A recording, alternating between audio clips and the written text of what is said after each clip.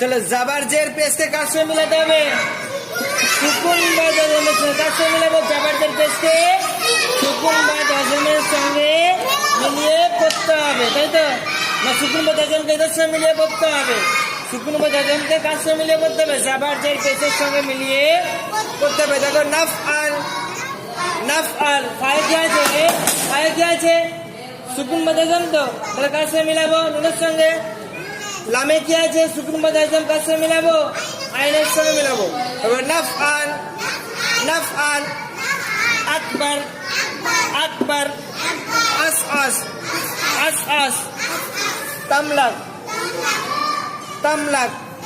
তাহলে সাকিন যুক্ত অক্ষরকে পূর্বের অক্ষরের সঙ্গে মিলিয়ে করতে হয় আর যে অক্ষরের উপরে জবর জের পেশ থাকে তাকে কি বলে মুতাহাররিক বলে আর জবর জের পেশ কি বলে